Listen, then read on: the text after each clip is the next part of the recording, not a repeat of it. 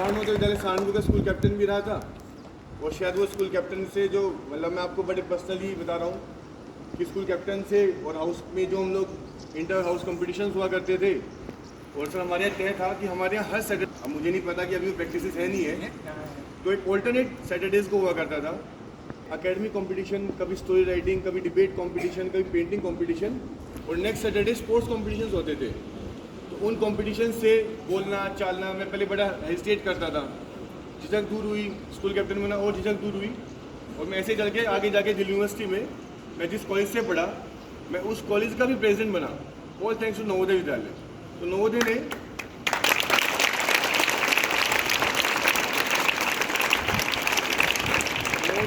ने मेरे अंदर न जाने कितनी सारी क्वालिटीज़ डेवलप करी, मेरा एकेडमिक्स, मेरा बोलना चालना, मेरा व्यवहार, और सबसे ऊपर यदि मैं कहूँगा तो संस्कार, जो संस्कार हमें नवोदय विद्यालय से मिले, क्योंकि हमारे परिवारों के संस्कार अलग अलग हो सकते हैं, बट जब हम यहाँ रहते हैं, एक फैमिली की तरह रहते हैं, एक यूनिट की तरह रहते हैं, तो हम जब कहीं भी जाते हैं, और मुझे ध्यान है मैंने कबड्डी में नेशनल खेला था, तो हमने कबड्डी में नेशनल खेला था, तो हम लोग को टी शर्ट मिला करती थी उस समय, NVS लिख के ना, तो क्योंकि हम लखनऊ रीजन से थे, आप लोग चंडीगढ़ रीजन के हैं, तो NVS लखनऊ रीजन होता था।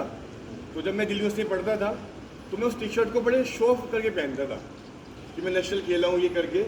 तो जो भी नवोदय का बच्चा होता था वो पूछता था कौन सा नवोदय, फिर पूछता था हाउस कौन सा। तो मैं आपसे कहना चाहूँगा हमारे नवोदय विद्यालय के जो बच्चे हैं अलग अलग स्पेस में, अलग अलग डोमेन्स में, they are doing wonderful, they are doing excellent job.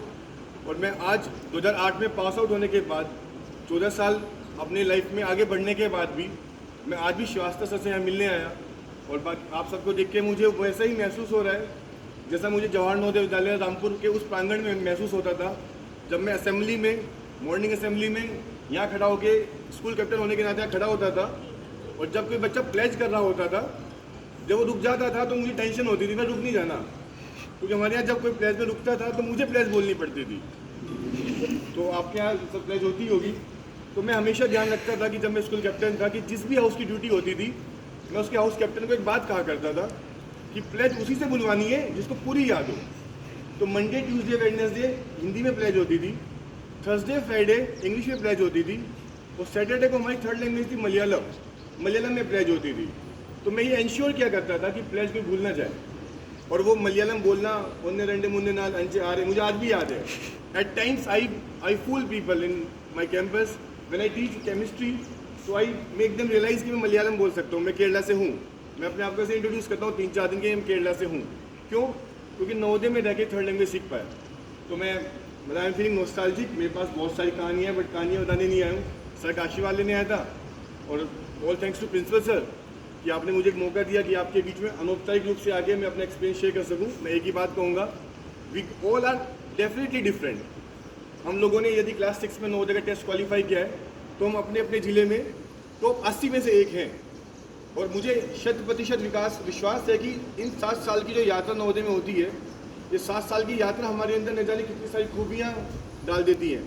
आप में से जो लोग ग्रामीण परिवेश से आते होंगे, किसी को लिखना नहीं आता होगा, पहले राइटिंग स्किल्स आप लिखना आता है, कहानियाँ लिखनी नहीं आती होंगी, किसी को पेंटिंग नहीं आती होगी, तो हमारे में किसी में पेंटिंग, किसी में स्पोर्ट्स, किसी में कुछ आ जाएगा।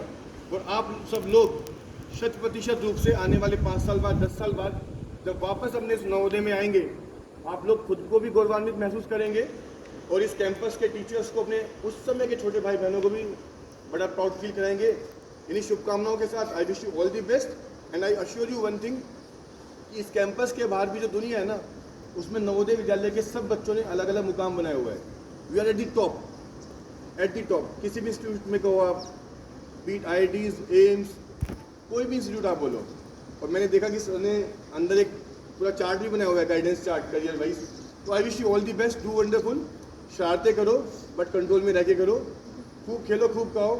और खाने में कमियां होती हैं, हमने तो बहुत बहुत कमियां निकाली थी खाने में, बट जब हम 12वीं पास आउट करके गए दिल्ली यूनिवर्सिटी में हॉस्टल में खाना खाया, तब हमें महसूस हुआ कि जो सैटरडे शाम का डिनर होता था उसमें जो राजमा रायता मिलता था, उससे अच्छा राजमा हमने आज तक नहीं खाया। मैं एक सर लास्ट एक्सपीरियंस शेयर करना चाहूँगा, बस लास्ट एक्सपीरियंस है।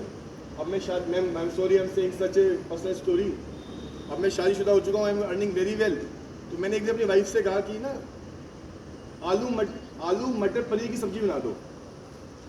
मैंने अपनी वाइफ से कहा कि आलू मटर पनीर की सब्ज़ी बना दो, तो मेरी वाइफ बहुत हंसी। कि मैंने ज़िंदगी में ना पनीर के साथ ना आलू नहीं खाया।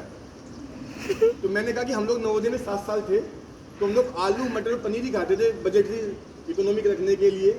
तो वो जो टेस्ट आता था ना वो आलू मटर और पनीर की सब्जी में 2 पनीर के पीस ढूंढने में, तो वो स्वाद मुझे जब आया 10 दिन पहले, तो मैं कहना चाह रहा हूँ कि मैं आज भी उन पलों को, उन लम्हों को याद करता हूँ। And I am feeling as if कि मैं आज रात को डिनर में जाके पनीर ढूंढूँ आपके लोगों में से।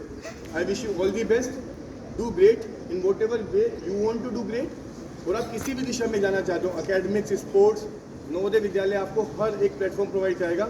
I wish you all the best and all thanks to principal sir and Srivastava sir. Thank you so much.